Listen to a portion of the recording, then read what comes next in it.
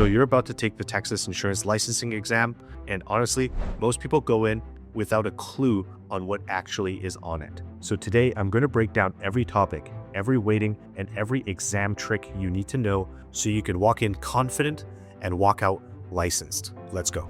I'm Jack, the CEO and Director of Education at P&C Learning. I've been a licensed insurance broker for over 15 years, and I've helped thousands of students pass their insurance licensing exams across Canada and now in Texas.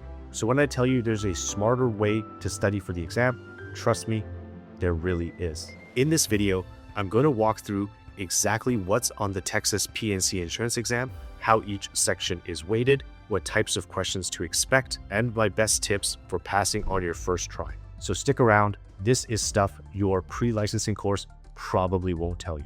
First, let's talk about the exam format at a high level. The Texas insurance exam has 145 multiple choice questions, but only 130 of those will actually count towards your score. The other 15 are pre-test questions that the exam board uses to evaluate for future exams. But here's the real kicker. You won't know which is which. So you have to treat every question like it counts, because it basically does. You need a 70% to pass, and you get 2 hours and 30 minutes to complete the exam. That works out to just over 1 minute per question, so time management matters. Now, the exam is split into two main sections. About 70 to 75% is general knowledge. These are concepts that apply to insurance as a whole across the country. And 25 to 30% is Texas-specific knowledge. So we'll get into both of those in detail. Before we get into the topics, I want to talk about question types, because this is something most people completely ignore and is the key to studying smarter, not harder. The biggest chunk of questions, about 40 to 45%, are what I call application questions. These aren't just, define this term. They give you a real-world scenario and ask you to apply what you know. This is the most important question type by far. So your goal is to understand concepts, not just to memorize them. Next, about 25 to 30% are state-specific questions about Texas regulations, limits, and laws. Then you have definition questions at 20 to 25%. These are actually the easiest ones to score on, and flashcards are your best friend here when you're preparing for these types of questions. Exception questions make up about 15 to 20% of the exam. Watch out for sneaky words like except, not, and double negatives. I'll come back to those later. And finally, calculation questions make up about 10 to 15% of your exam. Don't sweat these. If you can add, subtract, and multiply, you're going to be fine. There's nothing complicated here. All right, now let's get into the actual exam topics and how they're weighted. This is the good stuff. Property insurance makes up 30 to 35% of your exam, so roughly a third of your questions. This is all general knowledge that applies national. You're going to be tested on things like homeowners forms, commercial property insurance, valuation methods like replacement cost versus actual cash value, and how deductibles work. The key to doing well on the property questions is to focus on what's excluded, think about what triggers coverage, and how deductibles are calculated. These three angles cover the vast majority of property questions that you're going to see.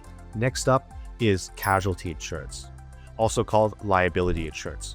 This makes up about 30 to 35% of the exam. So put together property and casualty, that makes up about 60 to 70% of your test right there. This section covers general liability, professional liability, workers' compensation, and auto insurance, all from a national perspective, so not Texas-specific yet. So it's the same drill here. Focus on what is excluded, what triggers a covered claim, and what liability limits are required. Master those angles in both property and casualty, and you'll basically have conquered 2/3 of the exam. In topic number 3, we get to the Texas-specific content, and this is where most people fall short. And this accounts for about 25 to 30% of your exam. This section is all about what makes Texas different. You need to know Texas minimum liability limits, especially for auto. You need to understand windstorm insurance and the Texas Windstorm Insurance Association, which is the TWIA. The FAIR plan, that's the insurer of last resort, is also tested here. You also need to know TDI regulations, consumer protection laws, claims deadlines, unfair trade practices, and agent conduct rules. My biggest tip for this section is to build yourself a reference table with all the specific numbers, the dollar amounts, the day limits, minimum requirements, as Texas loves to test these exact figures. So don't leave those to chance. Okay, now you know what's actually on the test. Here's how to prepare for it. Tip number 1 is to study proportionally. Your exam has specific weightings, and so should your study time. Spend more time on property casualty and Texas-specific content because those sections make up the most points, right? Don't give equal time to everything. Tip number 2 is to build a study schedule. This sounds super obvious, but most people skip it. So work backwards from your exam date. Budget 30 to 50 hours of prep time over 3 to 6 weeks. Schedule your study sessions like appointments. Same time every day if you can. And keep sessions under 2 hours to avoid burnout because consistency beats cramming every single time. Tip number 3 is to invest in a quality pre-licensing course.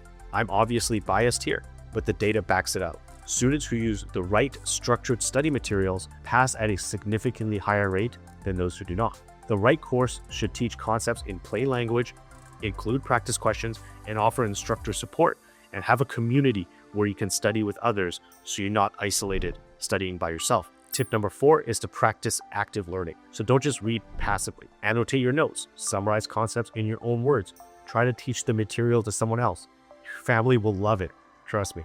And use all formats, right? Reading, videos, audio, interactive elements. The more senses you engage while you study, the better the information is going to stick. And tip number 5, watch out for exam tricks. The Texas exam loves wordplay. Watch for words like except, not excluded, and double negatives. They also love absolutes like always and never. You watch out for those because in insurance, there's almost never true absolutes. So read carefully and never assume a person has coverage unless the question tells you that they do. Now, here are a few quick exam day tips. The night before, make sure you sleep. Seriously, getting rest is more valuable than cramming. The morning of, eat a light meal, something with natural sugars to fuel your brain. Fruit, for example. Arrive early, bring your ID, and leave everything else in the car. During the exam, use your scratch paper. Rewrite tricky questions in simpler language. Skip hard questions and come back to them later. And if you're consistently scoring well on your practice exams under timed conditions, you're ready. So getting your Texas insurance exam is one of the best career moves you can make. It's a stable industry with great income, flexible schedules, and real growth opportunities. The exam itself, it's not impossible. With the right preparation and the right study partner, most people pass on the first try.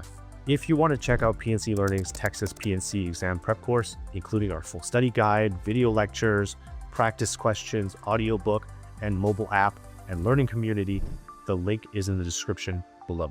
If this video helped you, hit that like button and subscribe for more insurance career and licensing content, and drop a comment below. How far out is your exam date? I read every single one, and hopefully I can reply to you with some helpful insights. Good luck. If you're writing the exam, you've got this.